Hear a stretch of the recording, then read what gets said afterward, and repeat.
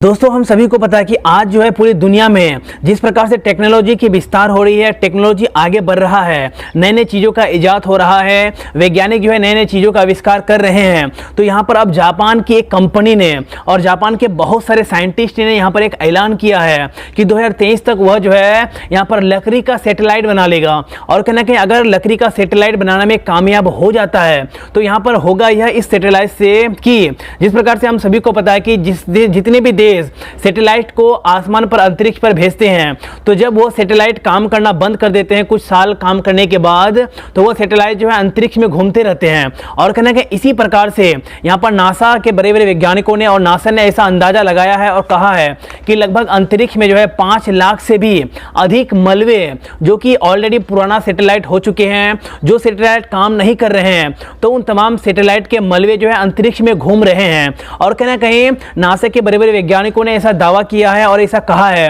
कि जिस प्रकार से अंतरिक्ष में 5 लाख से भी अधिक मलबे जो धरती का चक्कर काट रहा है, जो धरती के चारों तरफ धरती का चक्कर लगा रहे हैं, तो यह मलबे जो है आगे चलकर बहुत ज़्यादा नुकसान कर सकता है। क्योंकि अभी जो है दोस्तों बहुत सारे देश जो है यहाँ पर हर दिन कोई ना कोई सैटेलाइट को लॉन्च करते रहता है और आसमान पर भेजते रहता है, अंतरिक्ष में भेजते रहता है। तो ऐसे स्थिति में अंतरिक्ष में जो है बहुत सारे देशों का अपना अपना सैटेलाइट है, हजारों के तादाद में। और कहना कि अंतरिक्ष में जो है यहाँ पर स्पेस स्टेशन भी है। तो ऐसे स्थिति में नासा के वैज्ञानिकों ने ऐसा कहा है कि जिस प्रकार से 5 लाख से भी अधिक यहाँ पर जो पुराने सैटेलाइट हैं, जो सैटेलाइट वहाँ पर जो है ध्वस्त हो चुके हैं, खत्म हो चुके हैं, उसके मलबे जो है घूम रहे हैं, पृथ्वी का चक्कर काट रहे हैं। तो ऐसे स्थिति में वह मलबे जो है जितने भी सारे सैटेलाइट हैं जो अंतरिक्ष में स्पेस स्टेशन है, उसे जो है नुकसान पहुंचा सकता है फ्यूचर में, या फिर वहाँ पर जो है बहुत बड़ी तबाही को ला सकता है।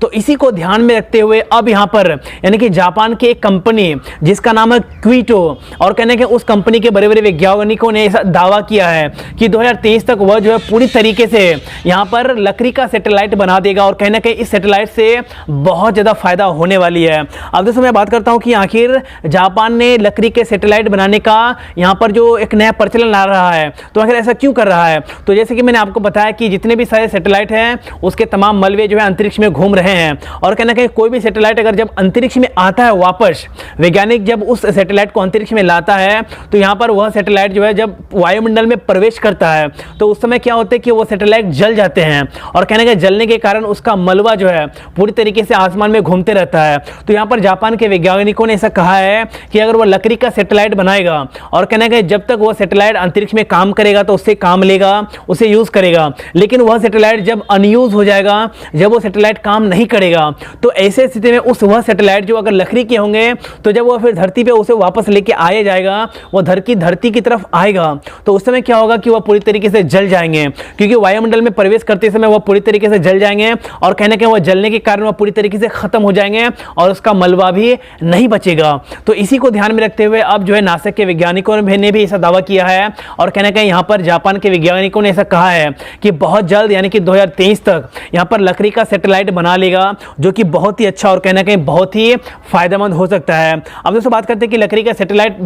अगर बनाता है तो कितना कार्य यानी कितना ज़्यादा फायदा हो सकता है। तो मैं आपको बता दूं कि लकड़ी के सैटेलाइट तापमान में होने वाले बदलाव और सूरज की रोशनी के खिलाफ प्रतिरोध क्षमता से लेंस होंगे। और कहना कहीं यह होगा कि अगर यह सैटेलाइट काम नहीं करेगा तो यह पूरी तरीके से जलकर धुआं बन जाएगा, राख बन जाएगा, और कहना कि वह राख जो पूरी तरीके से खत्म हो जाएगा। लेकिन अगर जितने भी सारे सैटेलाइट ऑलरेडी पहले से हैं या भी जितने भी सारे देश अभी लॉन्च कर रहे हैं, तो वो सैटेलाइट अगर काम नहीं करता तो वो अंतरिक्ष में ही धरती का चक्कर लगाते रहता है। और कहना कहीं यही धरती का चक्कर लगाने के कारण जितने भी सैटेलाइट अच्छे हैं जो यूज में आ रहे हैं, जो वहां पर है अंतरिक्ष में, वो सैटेलाइट को वह नुकसान पहुंचा सकता है, अंतरिक्ष स्टेशन को भी नुकसान पहुंचा सकता है। तो इसी को देखते हुए अब यह देखने वाली बात है कि क्या जापान के वैज्ञानिक और नासा जो है यहाँ पर लकड़ी का सैटेलाइट बनाने का जो कार्यक्रम को आगे बढ़ा रहा है, तो इसे बनाने में सफल होने पाती है या फिर नहीं पाती है। तो ये एक देखने वाली बात हो सकती है। तो दोस्तों आप लोगों को क्या लगता है इस बारे में, मुझे आप लोग अपनी राय इस वीडियो के कमेंट में